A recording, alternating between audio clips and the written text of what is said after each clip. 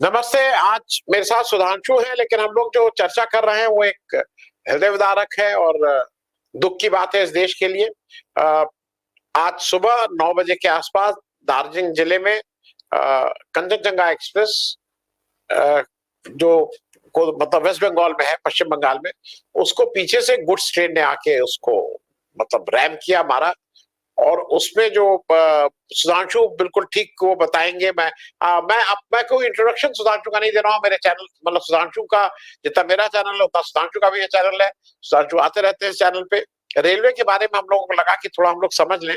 सुधांशु, जो वो हादसा हुआ, वो लोग मारे गए, वो तो टेक्निकल डिटेल्स लोगों को पता है, कितने लोग मरे, 10 लाख रुपया दिया जाएगा।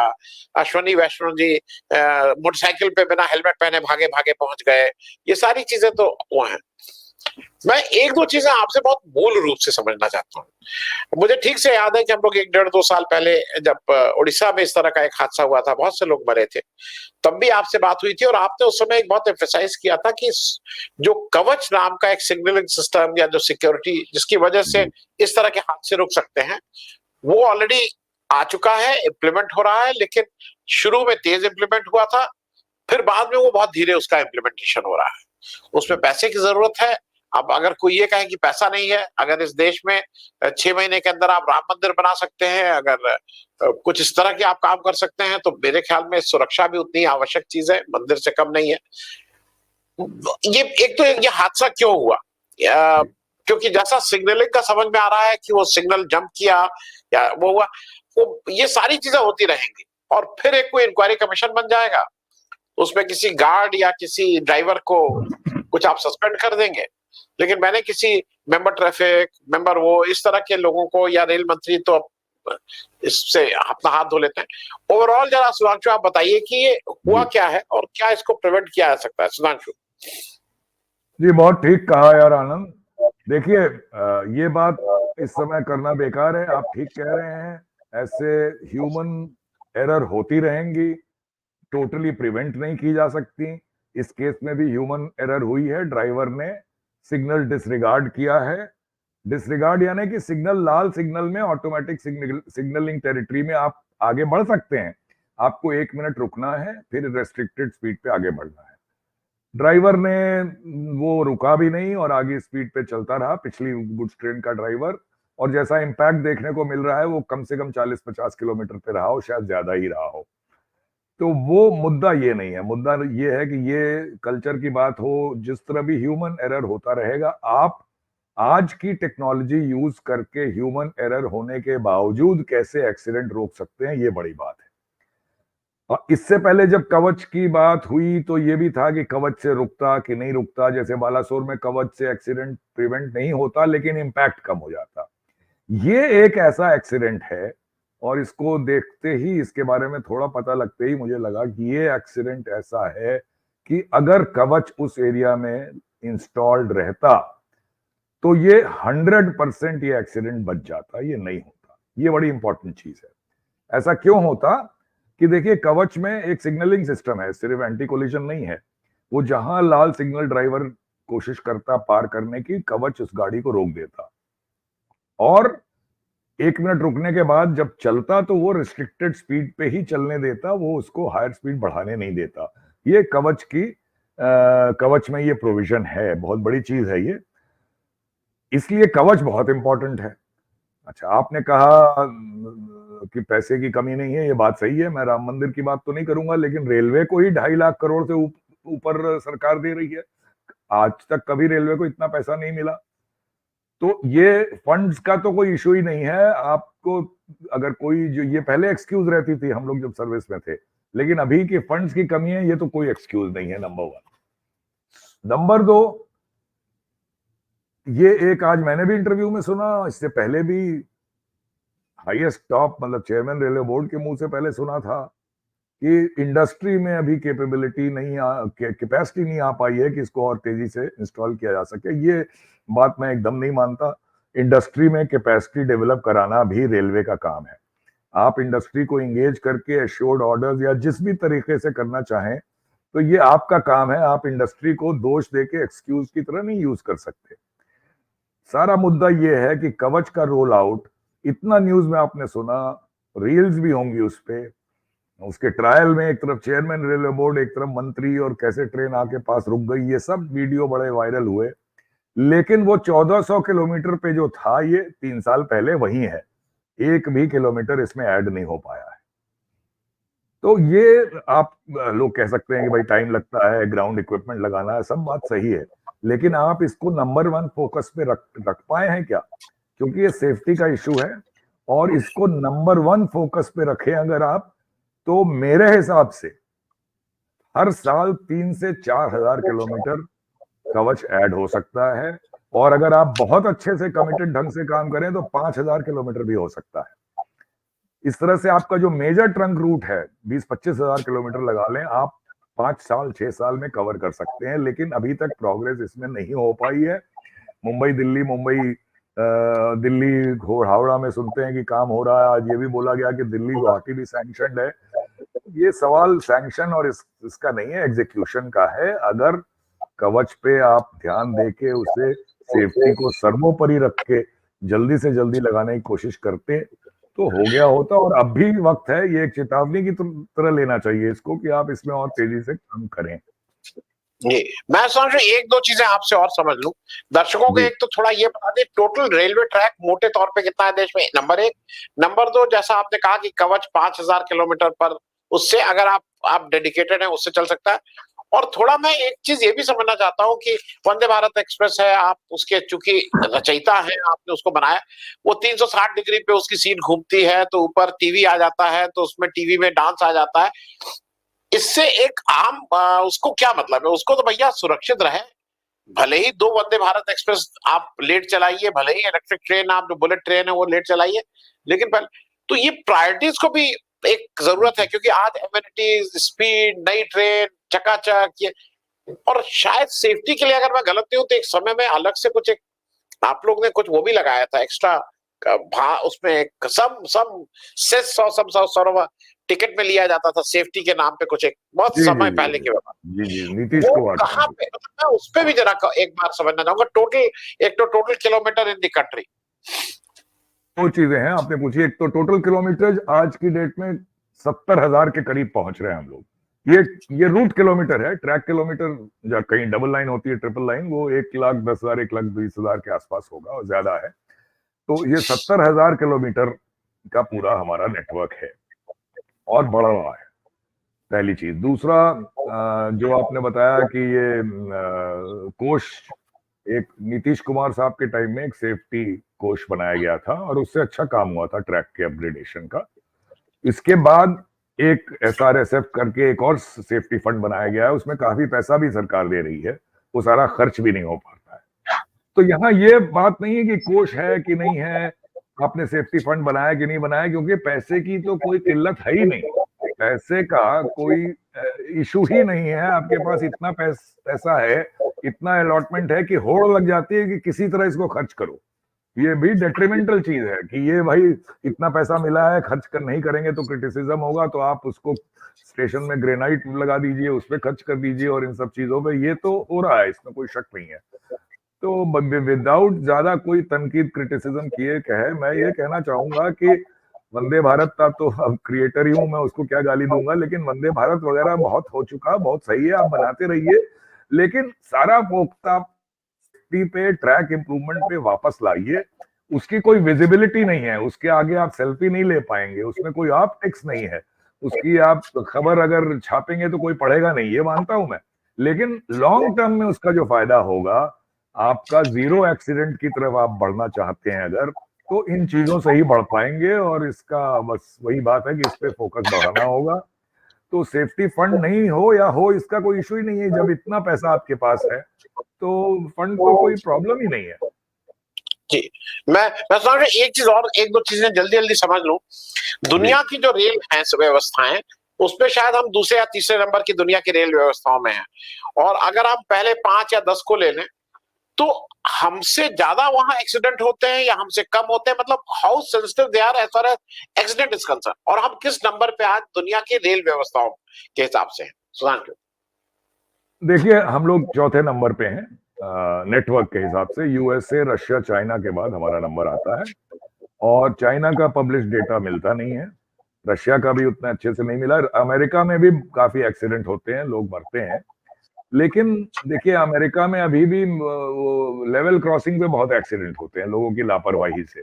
हमारे यहाँ वो ये नीतीश कुमार साहब के टाइम से शुरू हुआ और आते आते आज ये स्टेट है कि अब कोई अनमैन्ड लेवल क्रॉसिंग बची ही नहीं है, इसीलिए एक्सीडेंट्स कम हुए हैं, लोगों हताहत होने की संख्या कम हुई है। तो कंपैरिजन इसलिए नहीं बनता आनंद, बिकॉज अमेरिका में नंबर ऑफ पैसेंजर्स हमारे से आप देखिए तो बहुत कम होंगे। हमारे तो 8.5 बिलियन पैसेंजर्स हैं और किस तरह चलते हैं ये भी आपको पता है, जनरल क्लास में कैसे हम लोगों को ले जाते हैं।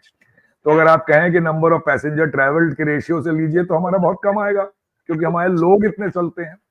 तो बहुत ज्यादा सीधे कंपैरिजन करना मुझे ठीक नहीं लगता। हमें तो ये देखना है कि आज की डेट में टेक्नोलॉजी के सहारे आप इसको जीरो की तरफ ले जा सकते हैं, और उसको ले जाने के लिए आप कितना काम कर रहे हैं वो महत्वपूर्ण है।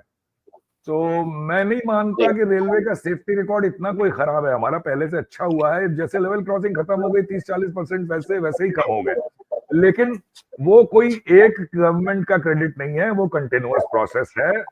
उसमें आप ये नहीं कह सकते कि इनकी वजह से हुआ या उनकी वजह से हुआ, एक कंटिन्यूअस प्रोसेस है। आज की डेट में तो ये करना है कि ये जितने हो रहे हैं ये भी ना हो। जी, मैं नहीं सुधांशु, एक दो चीजें मैं और समझ लूं।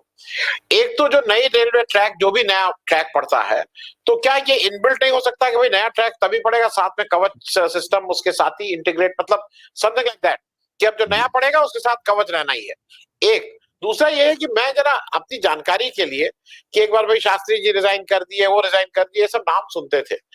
क्या पिछले, हम सिर्फ 10 साल की बात नहीं करेंगे, क्या पिछले 20 साल में, 25 साल में आपने कभी देखा है कि रिस्पॉन्सिबिलिटी फिक्स हुई है इस तरह के एक्सीडेंट्स में, हायर लेवल पे? मैं इंजन ड्राइवर और गार्ड की, जी जी जी, बहुत रेयर है, बहुत रेयर है। देखिए आज तक हिस्ट्री में 2 रेल मंत्रियों ने ही रिजाइन किया है, लाल बहादुर शास्त्री और नीतीश कुमार। इसके अलावा जब भी हादसे हुए हैं वो, तो ये एक मंत्री के लिए तो एक वो पर्सनल चॉइस है कि भाई आप कितनी मॉरल रिस्पॉन्सिबिलिटी ओन करते हैं, उसमें हम लोग नहीं जाएंगे। लेकिन आप यही केस ले लीजिए, देखिए ये ड्राइवर ने सिग्नल डिसरिगार्ड किया, उसकी गलती है, बहुत सही बात। क्या ये केस इस तरह का डिसरिगार्ड का रोज हो रहा था, या हफ्ते में एक बार हो रहा था, या महीने में एक बार हो रहा था? और अगर हो रहा था तो उसके ऊपर सारी इंफॉर्मेशन आपके पास है डिजिटली, कोई ये छुपने वाली चीज नहीं है, सब डेटा लॉगर है, सब आपके पास है। कौन सी ट्रेन कितने बजे कहाँ किस सिग्नल पे रुकी, कहाँ नहीं रुकी, कितने स्पीड से गई, लोकोमोटिव और डेटा लेके सारी डिजिटली अवेलेबल इंफॉर्मेशन आपके पास है। तो क्या अगर रोज हो रहा था तो उस पे आपने कुछ किया? तो इस अगर आपने आंख मूंदी या ध्यान नहीं दिया, लापरवाही की, तो ये तो इसके लिए तो मैनेजमेंट जिम्मेदार होगा। और इस तरह मैनेजमेंट मतलब डीआरएम हो गए, जीएम हो गए, मेंबर ऑफ रेलवे बोर्ड हो गए, यहां तक जाने की बात कर रहा हूं मैं, ब्रांच ऑफिसर्स हो गए, इन लोगों पे कभी एक्शन होता हो ये रेयर चीज है, ज्यादा ये होता नहीं है। और अब वक्त आ गया है शायद कि उस लेवल पे हम लोग जाएं, बिकॉज अदरवाइज ये लोअर लेवल को पनिश करके प्रिवेंशन नहीं हो पाएगा। वो जो कल्चर सेफ्टी का बनना है वो नहीं बन पाएगा जब तक आप ये टॉप में भी कुछ लोग, if some heads have to roll at the top, तभी हो पाएगा। नहीं, मैं सोच एक चीज और समझ लूं। एक समय में रेलवे सबसे बड़ा नौकरी की दृष्टि से, मतलब नौकरी देने वाला सबसे बड़ा विभाग होता था। मैं उसके रियल एस्टेट की बात नहीं कर रहा हूँ, रियल एस्टेट सबसे ज्यादा थी वो सब, लेकिन नौकरी सबसे ज्यादा रेलवे देता था, बहुत थोक में। आपको ने रेलवे ज्वाइन किया था सन 78-79 वाले दौर में। अब हम लोग बात कर रहे हैं 45-46 साल का सफर। रेलवे में नंबर ऑफ एम्प्लॉइज आज से 30 साल पहले कितने थे, आज कितने हैं, ये नंबर घटा है कि बढ़ा है? मैं इस पे भी जरा एक छोटी जानकारी चाहूंगा, फिर मेरा अगला प्रश्न उसी से। नहीं, नंबर तो सर्टेनली घटा है, जबकि रेलवे की ढुलाई माल की और पैसेंजर्स की बढ़ती गई है लगातार। लेकिन नंबर ये, इफ अगर मुझे ठीक याद है, ये जब मैंने ज्वाइन किया था 81 वगैरह में, तो मुझे लगता है शायद 16 लाख के आसपास था, 16 साढ़े 16 लाख। आज की डेट में ये 12 से 13 के बीच में आ गया, तो नंबर तो घटे हैं। अब इसमें 2 चीज है, देखिए कुछ कैटेगरी हैं जो लोग कहते हैं ना कि सरकार में लोग काम नहीं करते 8 घंटे, 5 घंटे, 4 घंटे करते हैं, अफसरों से लेकर स्टाफ सबको ही, मैं किसी कैटेगरी को नहीं बोल रहा हूँ, बात सच भी है। लेकिन देखिए रेलवे की कुछ कैटेगरी है, देखिए लोको driver, assistant loco driver, guard, station master, pointsman, signal maintainer और एक दो शायद मुझसे छूट रहे हों। ये इनके पास कोई ऑप्शन नहीं है, इनको 8 घंटे काम करना है वरना ट्रेन रुक जाएगी। और ये नहीं है कि ये 5 घंटे काम करें 3 घंटे आराम कर लें, इनको 8 घंटे काम करना है। और इन कैटेगरीज में अगर एक भी वैकेंसी है तो वो गलत है, बिकॉज आप उसको वैकेंसी रखेंगे तो जो बचे हुए हैं उनको ओवर स्ट्रेस करिएगा और वो स्ट्रेस में काम करेंगे। मैं बाकी तमाम कैटेगरीज में नहीं जाऊंगा, उसमें वो लंबा अलग डिबेट है कि कितने आदमी चाहिए कितने नहीं। लेकिन इन कैटेगरीज में भी जैसा मैंने पढ़ा है, नंबर मेरे पास नहीं है, वैकेंसीज हैं और ये गलत है। और ये कोई मुश्किल नहीं है कि इन सब कैटेगरी में आपको इंश्योर करना है कि 4 आदमी ज्यादा हो वो ठीक है, पर एक भी आदमी कम नहीं होना चाहिए। और ये अच्छी तरह से समझ लेना चाहिए कि इनके पास कोई ऑप्शन ही नहीं है कम काम करने का, तो इनको आप स्ट्रेस में ना लाएं और 100% ये वैकेंसीज आपकी फुलफिल अप होनी चाहिए, इतना मैं बोलूंगा। बाकी तो आपको बताया मैंने, नंबर ऑफ स्टाफ कम हुआ ही है, 16 साढ़े 16 से 12.5 13 के आसपास आ गया है। मैं समझ एक चीज और समझ लूं, मुझे ये बताइए कि जैसे रनिंग स्टाफ होता है, भाई हमारा इंटरफेस तो ना इंजन ड्राइवर से होता है ना उससे, हमारा तो जो टीटी साहब आते हैं टिकट चेक करने उनसे होता है, और जो अटेंडेंट रहते हैं वो बिस्तर स्तर देते हैं उनसे होता है, और एक जो खाना पीना खिलाते रहते हैं उनसे होता है। अब ज्यादातर जगह पे टीटी साहब को छोड़ के बाकी सारे लोग आउटसोर्स हैं। वो किसी ठेकेदार साहब के हैं, ज्यादातर एक ही दो ठेकेदार बड़े बड़े हैं माफिया जैसे, जिनका पूरे देश में उनका फैला हुआ है, वही लोग चला रहे हैं। ये मैं इसलिए पूछ रहा हूं कि हो सकता है कि कागज पे बहुत अच्छा चलता हो, चीजें आजकल ज्यादा बढ़िया आ गई हैं उसमें, भाई कटलरी बहुत, लेकिन कहीं ना कहीं वो क्वालिटी ऑफ सर्विस में डिटोरेशन हुआ है। अब लोगों का इसमें अपने तर्क हो सकते हैं कि हम क्यों करें क्यों नहीं करें, लेकिन क्या जैसे पुलिस में, जैसे कई जगह पे जो हमारे सेंसिटिव एरियाज हैं वो भी हम आउटसोर्स कर रहे हैं। अभी उत्तर प्रदेश सरकार ने तो अपना सर्कुलर वापस लिया जब सबको पता लग गया। रेलवे में भी क्या ये आउटसोर्स की बीमारी आ गई है, जो इंपॉर्टेंट क्रिटिकल एरिया में भी आउटसोर्सिंग होने लगी है? जी आपने ठीक कहा। मैं कोई आउटसोर्सिंग या प्राइवेटाइजेशन के खिलाफ नहीं हूं, लेकिन एक एरियाज हैं जिनमें आपको आउटसोर्सिंग नहीं करनी चाहिए, और अगर सरकारी एम्प्लॉय से कराने में कुछ पैसे ज्यादा भी लगते हैं तो देना चाहिए, क्योंकि वो आप छवि भी उन पे है, डिपेंड करती है।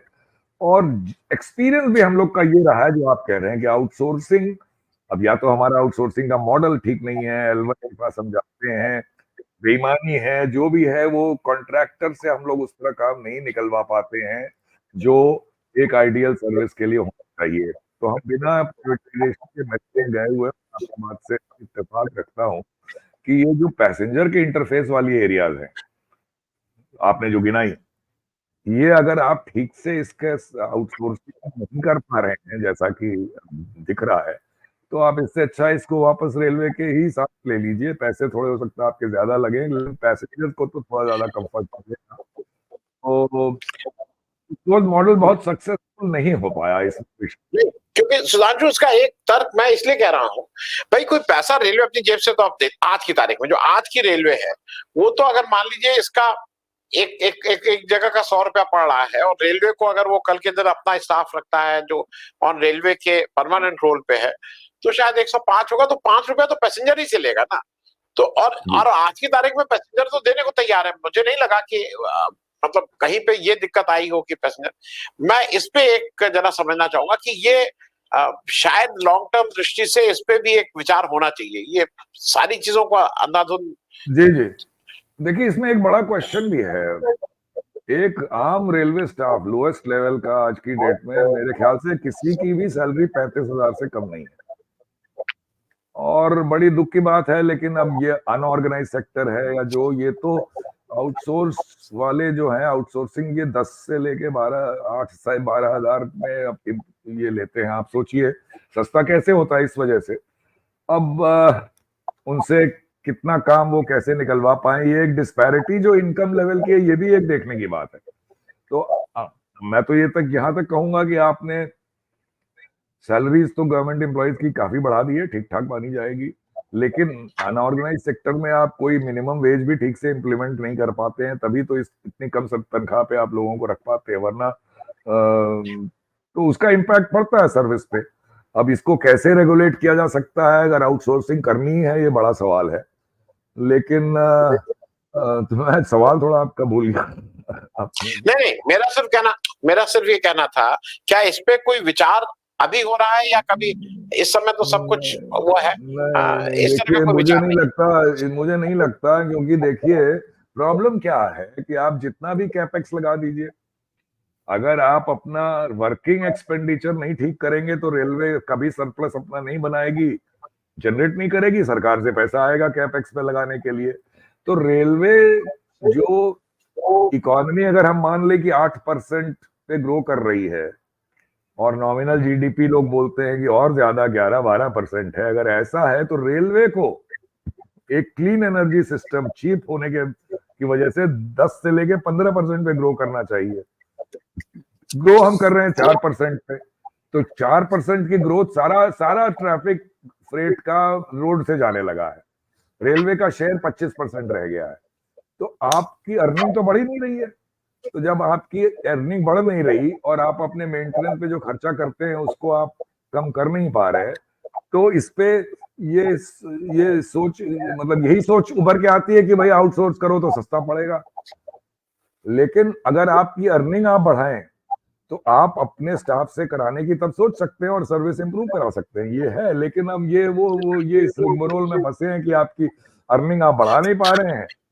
पैसेंजर फेयर तो पॉलिटिकली बढ़ाना बहुत मुश्किल है, वो अंडरहैंड तरीके से, जो आपको मालूम है, सीनियर सिटीजन का काट दिया गया, ट्रेन को अननेसेसरली दूसरा नाम देके ज्यादा फेयर, ये सब कर लें आप, लेकिन ट्रेन फेयर बढ़ाने की हिम्मत आजकल किसी की है ही नहीं। तो ये मुझे जी मैं चलते चलते एक अंतिम प्रश्न पूछ लूं जी, मतलब, क्योंकि अब आपको रेलवे छोड़े भी काफी दिन हो गए हैं, अब आपका कुछ ऐसा भी नहीं है कि आपको एडवाइजर रेलवे बोर्ड बनना है या कुछ बनना है, क्योंकि कई लोग इस वजह से जवाब नहीं देते हैं। ये जो एक पुराना रेल बजट अलग से आता था और सबके इंतजार रहता था कि भाई रेल बजट आएगा, उसमें ये नई ट्रेन चले, वो स्पेसिफिक सा होता था। अब उन्होंने रेल बजट को जो खत्म कर दिया है और वो मेन बजट का ही पार्ट हो गया है। व्हेन यू लुक बैक, आपको क्या लगता है कि रेलवे इससे बेहतर हुआ है, या रेलवे के लिए एक जो अलग से था, मैं सिर्फ रेलवे के चश्मे से आपकी सारी बात सुनना चाह रहा हूँ, नॉट एज अ रेलवे बहुत अच्छा आपने, जी बिल्कुल, आपने बहुत अच्छा सवाल पूछा। दोनों तरफ आप बात कर सकते हैं इसमें कि भाई रेलवे ऐसी क्या बड़ी चीज है, अलग से बजट होगा, वो तो उसमें नहीं जाता। मैं ये बताऊंगा कि 2017 से या 16 से ये कॉमन बजट में आ गया है, उसके बाद से क्या रेलवे का कोई इंप्रूवमेंट ऐसा हुआ इसकी वजह से, तो मैं कहूंगा नहीं हुआ। आपको रुपए मिल रहे हैं सेंट्रल गवर्नमेंट से, तो ये तो कोई बात नहीं होगी हमने बजट मिला दिया और हम आपको 2.5 लाख करोड़ हर साल का देंगे, ये तो आप वैसे भी दे सकते थे। लेकिन जो बजट अलग होने से एक रेलवे की परफॉर्मेंस पे नजर रहती थी सारे देश की, वो तो खत्म हो गया। अब तो रेलवे 4 लाइन में निपटा देती है। फाइनेंस मिनिस्टर साहिबा, आपने देखा ही होगा, रेलवे का पूरा बजट के ऊपर हाईलाइट 3 से 4 लाइन का रह जाता है। तो एक रिस्पॉन्सिबिलिटी भी आ जाती है, रेलवे क्या खर्च कर रही है, क्या कमा रही है, कैसे अब चीजें मैनेज कर रही है, उसमें तो कोई डिस्कशन अब होता ही नहीं है। तो उस हिसाब से मैं मानूंगा कि ये अच्छा नहीं रहा। सिर्फ ये कहना कि अलग बजट नहीं है, सरकारी बजट है, सरकार से पैसा मिल जा रहा है, तो वो तो वैसे भी मिल सकता था अगर आप मन बनाते। रेलवे आप जनरल बजटरी सपोर्ट ऐसे भी दे सकते थे। तो फाइनल एनालिसिस में मैं नहीं समझता इसका कोई खास फायदा हुआ है, नुकसान जरूर हुआ। नहीं, और अगर फायदा नहीं हुआ है, और क्या मैं इसको, इस लॉजिक को और एक्सटेंड कर दूं कि कुछ मामलों में इट हैज, जो रेलवे को जहां होना चाहिए था वहां नहीं हो पाया है। अगर रेलवे का अलग बजट होता तो शायद रेलवे बेहतर स्थिति में होती। मुझे लगता है ऐसा, क्योंकि उससे रिस्पॉन्सिबिलिटी सबके सामने आती कि आप कैसे परफॉर्म कर रहे हैं, और रेलवे पे फोकस रहता बहुत सी चीजें। अब तो वो रेलवे पे फोकस अब अलग दूसरी चीजों पे है, रोज इधर उधर के अनाउंसमेंट और रील्स और ये ऑप्टिक्स और ये सोशल मीडिया, ये सब चल रहा है, लेकिन कोई रेलवे के परफॉर्मेंस पे पार्लियामेंट में कोई डिस्कशन अब होता ही नहीं है। पहले पूरा दिन बजट पे डिस्कस होता था, अब वो सब कुछ होता ही नहीं है, तो नुकसान ही माना जाएगा। जी, मैं कंक्लूड कर रहा हूं और आपसे इस पे रिमार्क नहीं मांगूंगा, लेकिन मेरे हिसाब से आपने जब उसको डाउन साइज किया तो आपने उस मंत्रालय को छोटा कर दिया है। एक समय वो मंत्रालय के लिए मार होती थी कि भाई Nitish Kumar, Lalu Prasad Yadav, Mamata Banerjee, Ramvilas Paswan, you name a person, कि भाई ये रेलवे चाहिए, और उनको होता था कि हम कुछ करके दिखाएंगे। उसमें बहुत से लोगों ने कुछ किया, लेकिन अब आपको एक मैनेजर अपॉइंट कर देना है। अश्वनी वैष्णव जी तो मैनेजर ही हैं, वो मैं उनको पॉलिटिशियन की कैटेगरी में तो अभी नहीं मानता हूं। और मैनेजर साहब अपॉइंट हो गए। मैनेजर साहब जैसे आपने एक वो क्या है, डाइनिंग कार चल रही है, उसमें एक मैनेजर है, कितना हुआ भाई, कितने पराठे, कितनी सब्जी, कितना, वो बता दिया। मैनेजर साहब अपना खाना पीना, सुबह का ब्रेकफास्ट नॉन वेज वेज दे रहे हैं। वही, क्योंकि रेलवे और देश इज अ कॉम्प्लेक्स थिंग, उसको जनता से चुना हुआ डायरेक्ट व्यक्ति आना चाहिए। और देश के जो, मतलब ये रेलवे का मुझे हरदम लगता था कि जो लोग मंत्री रहे वो हेवी वेट्स रहे हैं। Kamlapat Tripathi, Lalit Narayan Mishra, you name a person, Lal Bahadur Shastri, मतलब कौन कौन लोग इस देश के रेल मंत्री रहे हैं। और जब इतिहास आज से 10-20 साल बाद लिखा जाएगा तो ये जरूर रहेगा कि रेलवे को आपने कहीं एक बड़े ऑर्गेनाइजेशन से छोटा करने का जरूर काम हुआ। Sudhanshu, thank you so much, with wish कि इस तरह के उसकी आपूर्ति ना हो, सरकार की आंखें खुले, और कम से कम कवच जो एक हमारा अपना सिस्टम है उसको इम्प्लीमेंट ही करने की बात है। पैसा भी है, सब कुछ है, इस पे तुरंत कार्रवाई शुरू होनी चाहिए। Thank you so much for joining, बहुत बहुत धन्यवाद। धन्यवाद।